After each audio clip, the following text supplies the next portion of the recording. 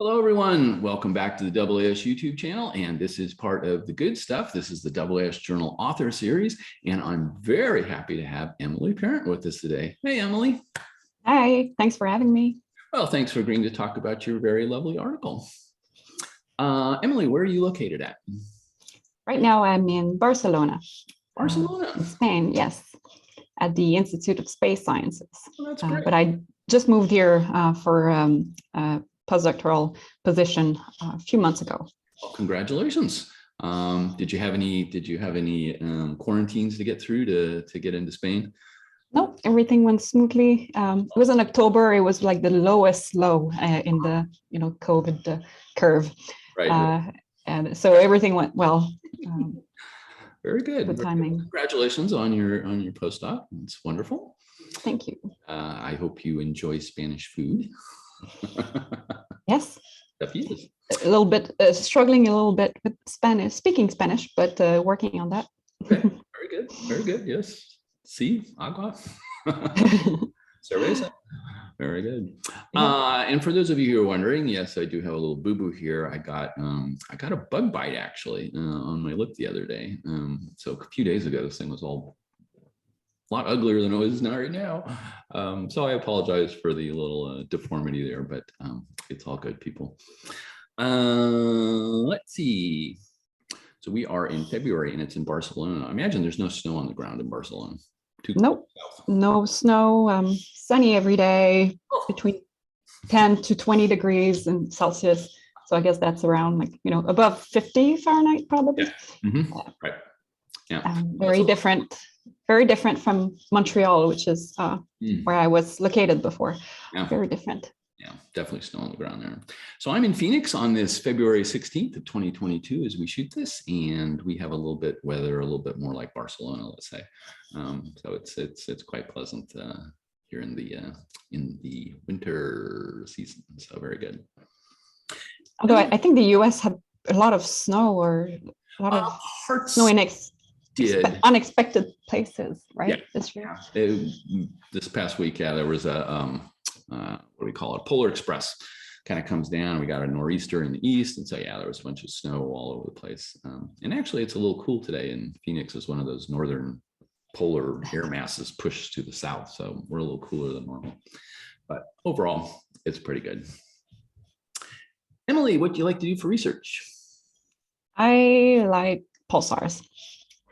So my research really focused on pulsars, observation of pulsars, mostly in the radio, and starting a little bit on the X-rays now.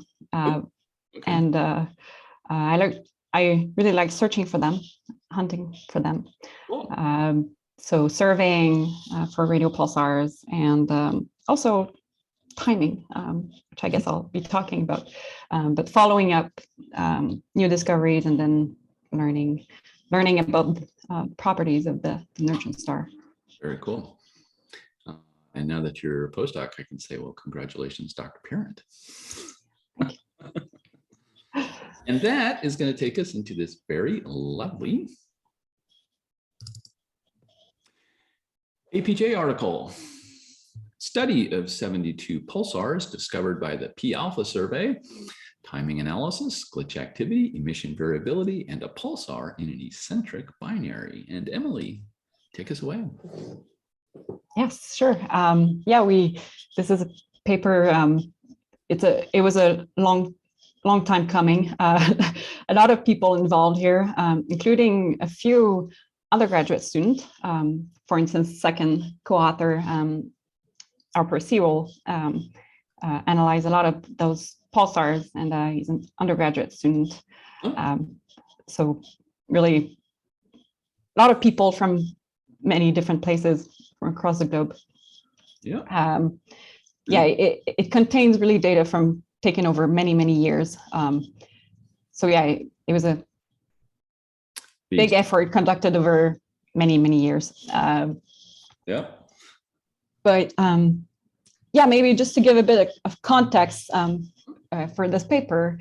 So basically, pulsars are really unique laboratories for very different fields of fundamental physics, from studying equation of state, of supernuclear matter, testing theories of gravity in the strong field. You can study the interstellar medium or galactic structures and the galactic magnetic field.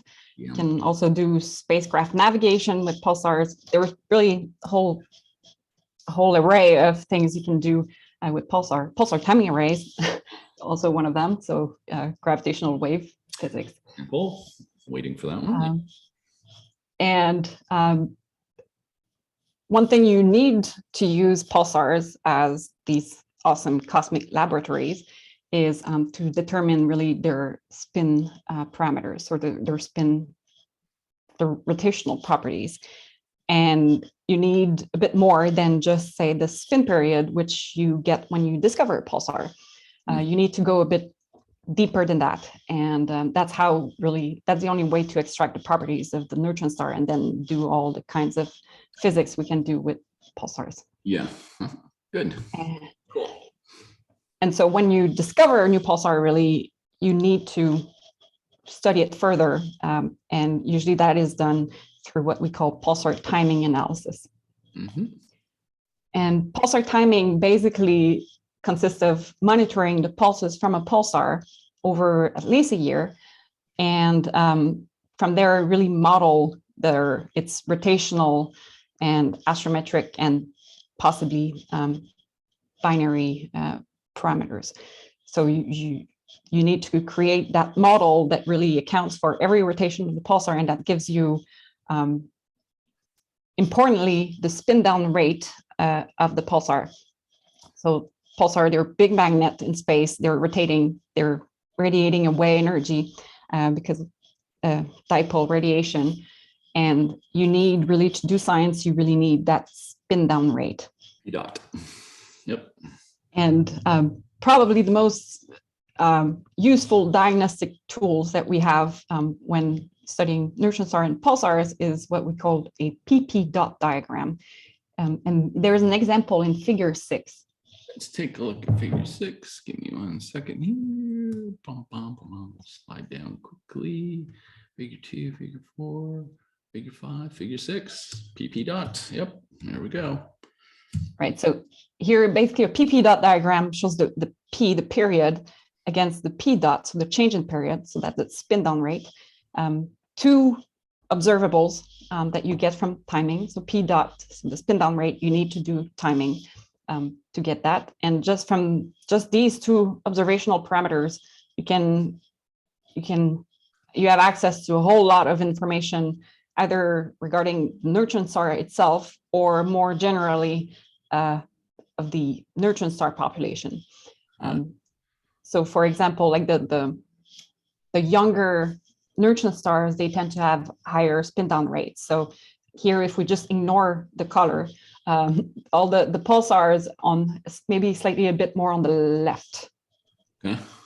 Yeah, so that higher. Here. Yeah, those guys. So those are the young pulsars. They tend to have rapid spin down rates, so they are losing a lot of energy kind of quickly. Mm-hmm. And then they migrate kind of towards the lower right corner, where the bulk of the neutron stars are. Those are the typical radio pulsars. Mm-hmm. And then basically you can see different. So you not only get the age or the magnetic field on the surface. So those are the diagonal lines, the grid on the plot. So those are magnetic field and age. Okay, got it. Yep. Mm-hmm. Yep. So the P and P dot gives you that, but also just as a whole, we can learn something really about neutron stars, how they form and how they evolved. We have, on the top right corner, the X's.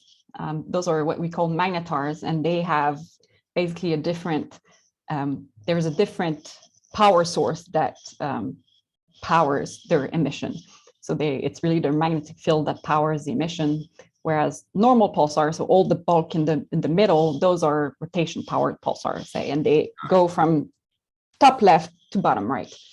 And at some point, there's just they're just normal pulsar. As you move down toward lower corner, kind of stops. There's nothing kind of populating that area. Mm-hmm. That tells us something about also the emission processes in the magnetosphere.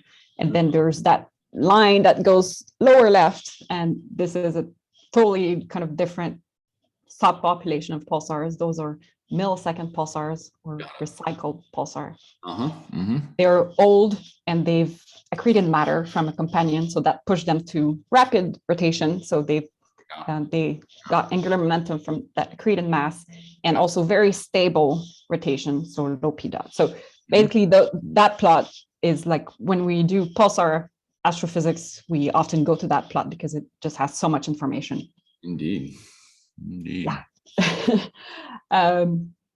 Right. So, and here, just to go back now to the colors, the blue squares are the source that we're studying in this paper. Okay. Which I'll get back to in a few minutes. But first, I just want to just talk a little bit about PALFA, which is a pulsar survey that discovered these blue square, these pulsars. So PALFA was a survey conducted with Arecibo from 2000. It started in 2004 until 2020, when Arecibo unfortunately collapsed. So for over 15 years, we were surveying 2 regions of the galactic plane, searching just blindly for pulsars. Okay. And we were observing at 1.4 gigahertz, and that's pretty kind of typical for radio pulsar surveys. And it's kind of, there are also surveys that go to lower frequencies, but then you have a hard time in the galactic plane because of the higher background sky temperature, and also there's just more material there, and that material disperses the pulse when pulses from a source is emitted and coming towards you. So it's a little bit more difficult to survey there at shorter frequencies. Right. Here we operated at 1.4 gigahertz, and really the strength, say, of PALFA was Arecibo's sensitivity. Big telescope, big collecting area, so very sensitive. So we could probe very deep in the plane, and that was one of the goals of the surveys, was to really probe deep in the plane. And okay. Right. So yeah, go ahead. No, I'm good. Go ahead. Okay. Right. So OSP alpha. So those pulsars that we're studying in this paper, they were discovered between 2010 and 2018. And they represent about a third of the total survey yield. So when we stopped the survey, when we had to stop the survey, we had discovered a little over 200 pulsars. Cool. And so that's a large fraction of the discoveries. And we monitored those pulsars for timing purposes with different telescopes. All of them were followed up at Arecibo, but then we wanted a little bit more coverage. Arecibo is in high demand. So when they were bright enough, we would go to smaller, less sensitive telescopes, mainly with Jodrell Bank at Jodrell Bank, so Lovell Telescope at Jodrell Bank, Green Bank Telescope, and more recently CHIME also. Yeah, so CHIME Telescope also was able to follow up some of those pulsars to help us with the timing. Nice. So in the paper, there were kind of 2 parts to the paper. First one is really just reporting on the timing results for these pulsars.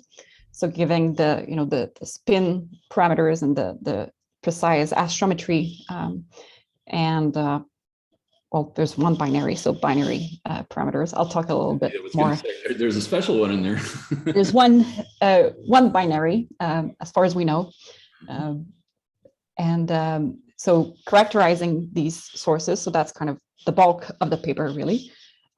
And then there's a second part, which is, well, since we've kind of finished the survey, kind of give a tally of the survey, and we compared overall the source that the survey discovered against all the other known pulsars in the plane.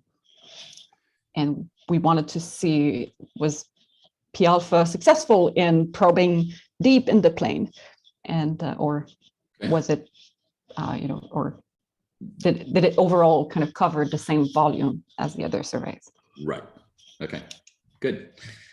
Okay. So I'm not going to talk about all the sources, of course, and there are some long tables with all the parameters, but we don't need to go into them. Really, here, this PP dot diagram in figure 6 kind of gives us the science result that we're looking for. So all these pulsars are kind of, they represent the general population of neutron stars, which are just normal, what we call normal radio pulsars. So no MSP recycled pulsar down in the lower corner, and no magnetars. Right. But we do have a range of pulsar with different age, and also different magnetic fields strength. Impedance. Yep. So we have kind of a representative sample here. And some of them have interesting properties. And one of the kind of branch of properties also that is not necessarily timing, but kind of comes out sometime as an output when you're doing timing monitoring, is some pulsar have interesting emission properties. Yes. And so there are different type of phenomenon that we observe when we're following up on pulsars. The two main phenomenon usually that we see that is kind of atypical is mode changing, something we call mode changing, and nulling. So mode changing, it's so in terms of physics, what we think is happening when we have a pulsar that mode change is that there's a global redistribution of magnetospheric currents or magnetic fields, but something's happening globally in the magnetosphere. We don't understand the process quite well, but and we only know a few dozen maybe of pulsars that have mode change. But observationally, how we see mode changing pulsars is the pulsars seem to switch abruptly between different emission modes. So the overall for the average profile will look like something like, for example, here, figure 7. It'll look like something, it'll be stable in that emission state and then abruptly switch to a different state. And here it doesn't show quite well because the time scale is quite rapid between the changes. Okay. And the pulsar is kind of faint. But if we go to figure 9. Let's take a look at figure 9. Ooh, there we go. There's a mode switch. Yes. This one, for example, it's much brighter pulsar, and it really had clear transition between two modes. So here, the solid line and the dashed line are two different modes. So it would either emit in one mode or the other. And usually it'll spend a few minutes in each mode. Got it. Okay. And this one also for people who study mode changes, which, when you study mode changes, you're really learning about neutron star magnetosphere, which we don't quite understand.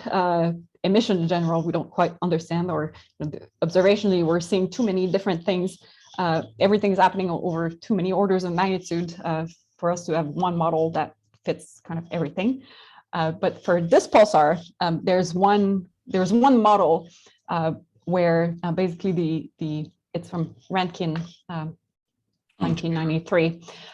It's called the core cone model, emission model, where basically the model suggests that the radio beam of the pulsar, it has a conal component, it has a core component, and then it has cones around that core component, that core beam. And depending on the sightline traverse geometry, then you're going to see a different kind of profile.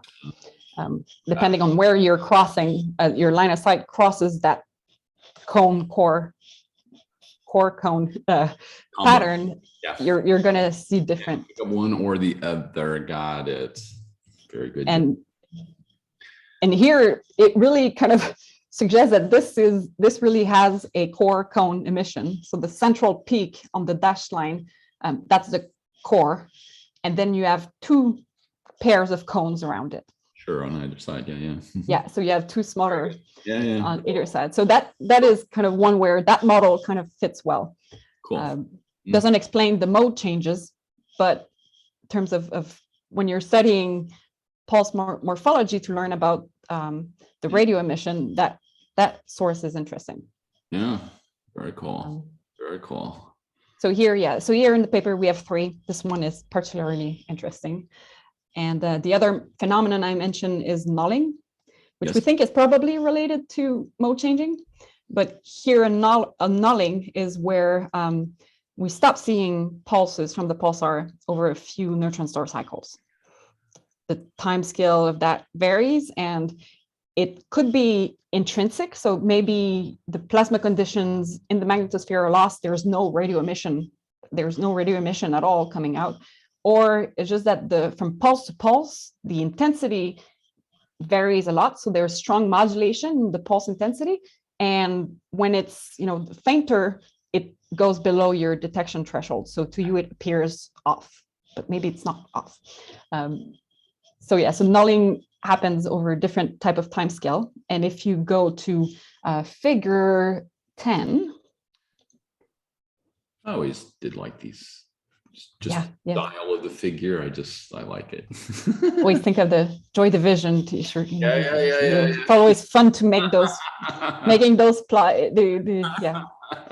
Not all of them look as nice as as you would print it on a t-shirt. But very good. Yeah, I have a t-shirt with it on. Very good. Okay. Anyway, figure 10. Yes. Oh, there we go. Okay, let's blow it up just a touch. There we go. Okay. Nulling.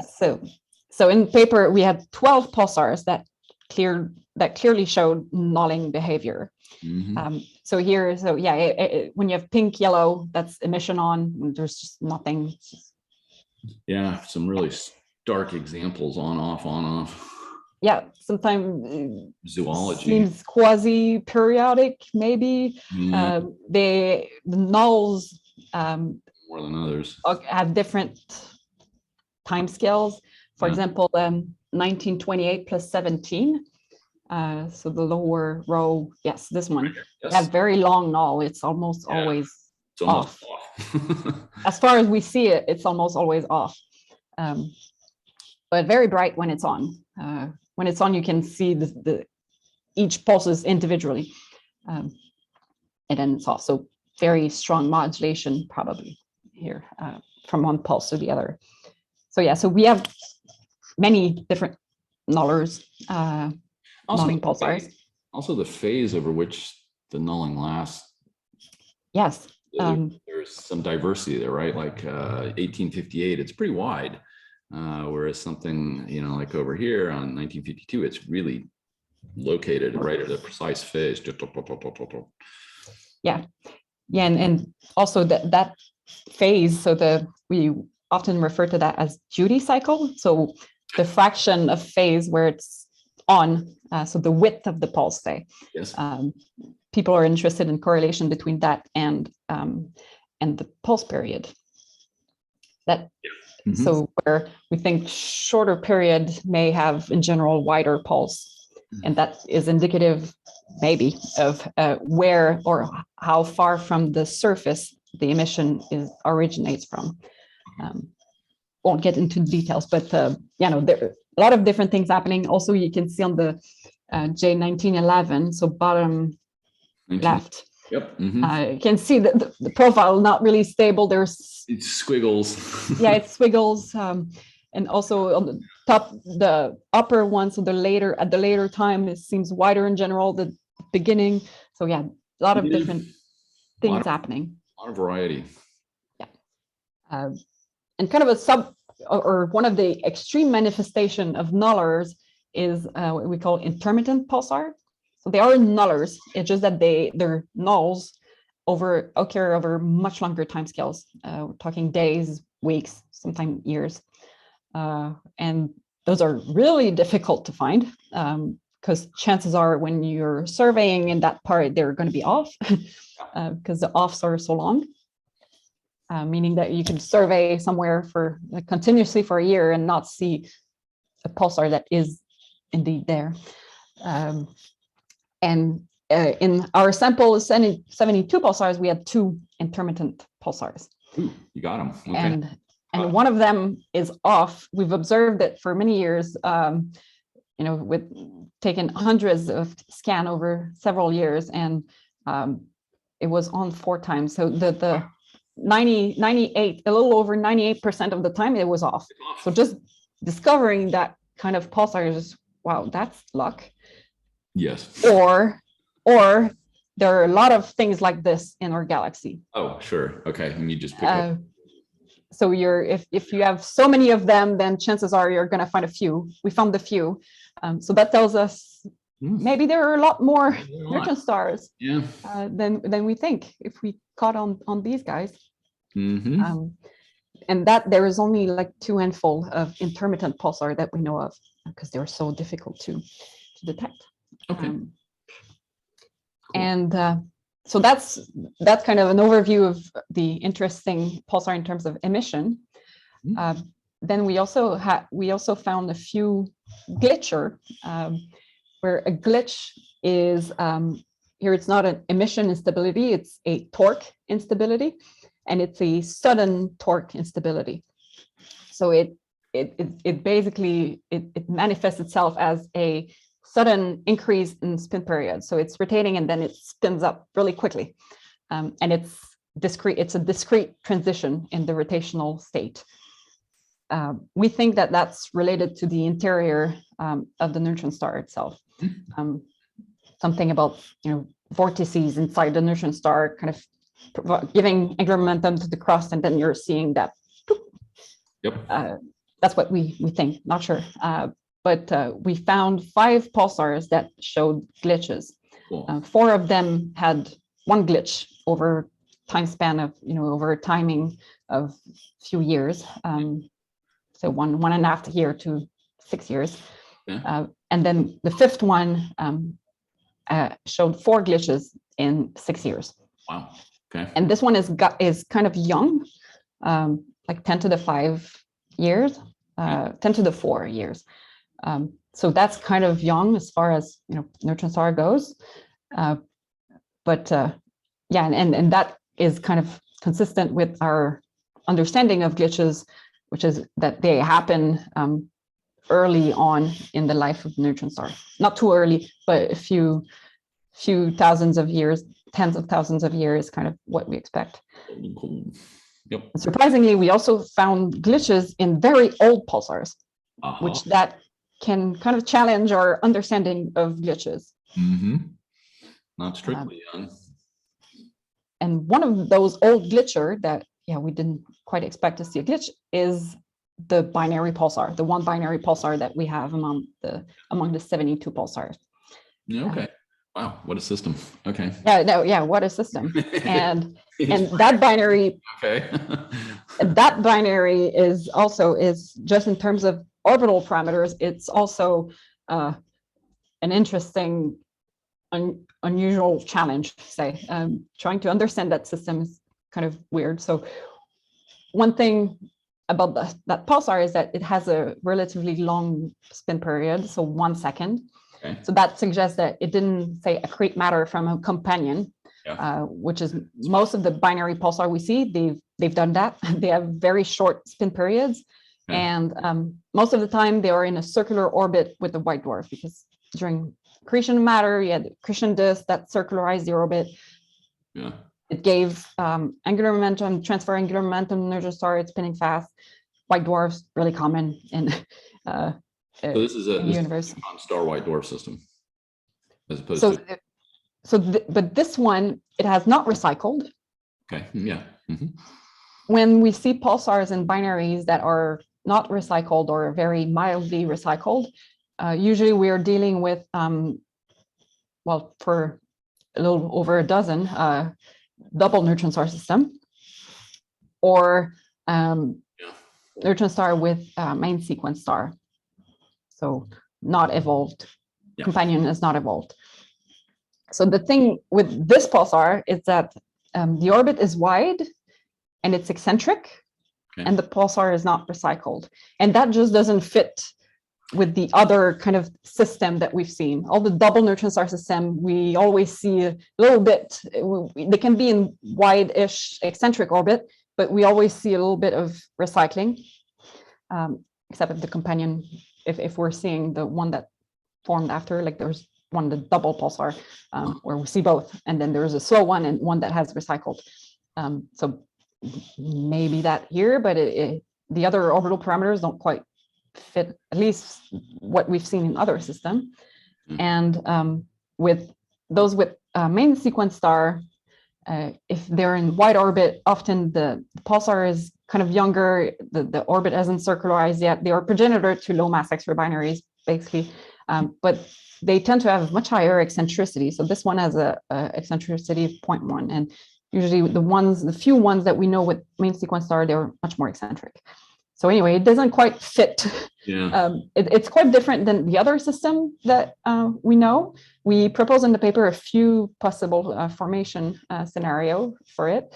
We can't say for sure which one is right, but we think it's probably a white dwarf, a massive white dwarf that just kind of had to lose mass had to be lost somewhere, not transfer onto the neutron star, but you had to lose mass kind of quickly so that you didn't circularize the orbit and you didn't spin up the pulsar. Yeah, right. But anyway, so we described that in the paper. Cool, very cool. So yeah, so that's kind of the summary of the most interesting pulsars that we have in there. And then the second part of the paper is really comparing the properties of the pulsars that PALFA has discovered and compare them to other pulsars that we know of, but we only restricted ourselves to the galactic plane. We kind of want to eliminate as many biases as possible. So one of the goals for PALFA was, with Arecibo very, very exceptional sensitivity, we wanted to probe deep. So find the faint pulsars that other surveys like those with Parkes didn't find. So then we want to address the question, are our pulsars fainter in general? And if they are, is it because they're very luminous and far away, or is it they're intrinsically faint and nearby? Right. So yeah, so it could be either way. So if you go to, I think that was figure, I think 15. 15, yes. Okay, one sec, 14 and 15, lovely. There we go.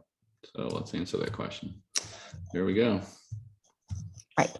So this is a distribution of the flux density of the pulsar at 1.4 gigahertz. Also, we only use the flux at over the same frequency because pulsars have different type of spectra. You don't want to compare, you don't want to mix apples with oranges. So we only restricted to pulsar in the plane that had their flux density measured at the same frequency as we did. And then we looked at the distribution. And what we found is that, so everything in blue is PALFA, that the hashed one is just the source in this paper. So in general, statistically, PALFA pulsars are about 4 times fainter than the rest of the non-pulsars. The large bulk coming from Park surveys. So we did find statistically fainter pulsars. And then we get to the question, are they nearby and low luminosity or far away and high luminosity? So then if you go to figure 16. Cool, I'll come back to that. Okay, figure 16, there we go. DM predicted distances, okay. And so maybe the first question people will have is, how do you get the distance of pulsars? Parallax. No, we have, well, some of them we do, but there aren't that many pulsars that we're able to measure parallax. They tend to be too far away. Right. But one technique we use usually is their dispersion measure. So basically that's the integrated column of electron density between us and the source. So we have, it's just a number as units of parsec per centimeter cube, but it just tells you how much free electron is between us and the source. Yes. And we can measure that from the emission. When you have, you're going to see it's really plasma dispersion. So the pulse will be dispersed by plasma, like, you know, E&M, and by measuring that, we have that value, that dispersion measure value.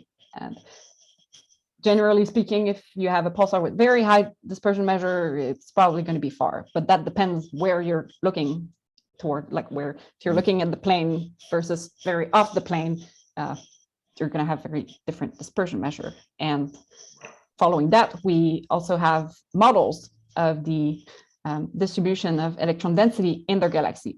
Yes. So using the dispersion measure, the position, so you know which way you're looking at, using those models, you can infer the distance. Those models, they can have large uncertainties. Sure. Well, yeah. And there's been, you know, examples where they investigated how accurate those models are, and sometimes it's off by a factor of a few, but overall we kind of rely on those two models to do the science until we have something better, which will require a lot of parallax distances to very faint stuff. Yeah. We don't have good, you know, distance ladder. We don't have that much choice here. Yeah, leverage. So that's kind of what we're using for distance, and then we can calculate the luminosity. But need to, so that when we're looking at distances and luminosity, there are large uncertainties. There are many assumptions there, and it could be off, but should be off for all the pulsars that we're looking at. So the same kind of biases should pretty much apply to our sample here. Got it. Okay. And so looking at the distance, we found that statistically, PALFA discovered pulsars that are located at greater distances, about on average 1.5 times the distance of the rest of the population. So that's in blue. So it's kind of more left. So if we look at those middle panels, blue dots are slightly more to the right, sorry, not the left. And then from there, if you infer luminosity, then we also get that luminosity about 2 times lower density. And it's not quite like, you know, you need the flux and the distance. So it's not because the flux is 4 times lower and distance 1.5 lower. It depends on which source you're associating with which. Yeah. Okay. So overall luminosity about 2 times lower, but again, we have to take that with a grain of salt. So in general, the conclusion from that is, yes, PALFA found fainter pulsar, thank you, Arecibo, and they are indeed more distant. So we did probe deeper like we intended. Yeah. And then we also look at other things, looking more into the ISM, but I won't get into that. Would require a lot more explanations. But also, if people are interested in millisecond pulsar and dispersion measure and our ability to discover millisecond pulsars, that's later in the paper. But cool. Yeah, those are the kind of the main results of this paper. Very nice. Emilie, thank you so much for walking us through this very lovely article on PALFA faint sources. Very cool. So you touched on it a little bit as we walked through the article, and I just want to follow up a little bit of sort of, you know, where do we go, let's say, over the next 2 to 5 years? Obviously, Arecibo isn't happening anytime soon. So is there already additional data that has already been taken that hasn't been analyzed? Are there other radio telescopes that could be used to probe ever deeper? You mentioned a little bit on the high energy side of things. So just sort of where do we go with this over the next, let's say, 2 to 5 years? Yeah. So PALFA is, even if Arecibo is kind of dead, PALFA isn't dead yet. We have a few, we still have observations that we've carried on since 2015 until really the mice. I was observing the night before it collapsed. So most of that data hasn't been published yet. It's in prep. So there's going to be a few more papers, including millisecond pulsar, some more normal pulsar. Also, yeah, interesting binary pulsars, very interesting binary pulsars. I won't say more. Yeah, so we still have some science to do. Good. And thanks to CHIME also, we can continue to observe some of the new discovery for which we haven't finished the timing. So that's kind of PALFA. And also another kind of big thing, a survey similar to PALFA, another survey of the galactic plane, same frequency, is the one that is being conducted right now with FAST. Yes. And all these analyses came before FAST result. Well, the analysis was conducted before the FAST result really came out. But recently, like about a year ago, the survey that is being conducted with FAST, they released their kind of first result, and they had 200 new pulsars from just like a year data. So they're really, it's like PALFA times many factors. So they've have the same survey yield in what we did in 15 years with Arecibo. I mean, that it's good news regardless, Yeah, it's great. So there's still a lot of things to be discovered in the plane. So we continue working on that, and FAST really would continue to probe, the distance and low luminosity population. And we want to really find all of those pulsar because they really go into modeling the neutron star population, and then that goes into neutron star birth rate and merger rates, which is of great interest now. So you want them all, not just the bright nearby. Yeah, so that's one. And then one thing also that we pulsar hunters need to consider is that when we discover like FAST, like when we discover so many pulsars, how do we follow them up for timing? That's a big challenge. It requires a lot of resources. Yeah. And then instruments like CHIME become very important, where it's just it's fixed telescope. It just sees the sky slewing above it, but it can see, has a very large field of view, and it can just track all the pulsars that come on top of it if it's bright enough, because it doesn't have the sensitivity of a single dish telescope. But if it's bright enough, it can just monitor every pulsar daily, kind of for free. As long as you build the software to do that. But we would need something that has sensitivity similar to FAST or Arecibo, but that can do the type of monitoring that CHIME can do. So we need like bigger and more sensitive CHIME-like instrument, and that's in the coming. So there's SKA, which will be able, maybe not as efficiently as CHIME because it won't have as much of a big instantaneous field of view, but SKA will kind of it's going to have FAST-like sensitivity, maybe more, and it's going to be a bit more it's going to make monitoring of new discovery a bit more trackable than a single dish telescope. And also there are CHIME-like instruments that are being in plan elsewhere. So that's going to be important because if we just discover pulsars and we don't have the telescope time to monitor them, can't do the science we want to do. Made a discovery, but don't know what it is. Very cool. And I'll put my vote in for the next generation super Arecibo. So there we go. We'd love to see something coming back to Puerto Rico for sure. Absolutely. Very cool. Very cool. Emilie, thank you so much for walking us through your very lovely article. Thanks. It was my pleasure. Thanks again for having me. And I hope you enjoyed that one, and I hope it's made your astronomy day just a little bit better, and we will see you on the next one. Bye-bye. Bye.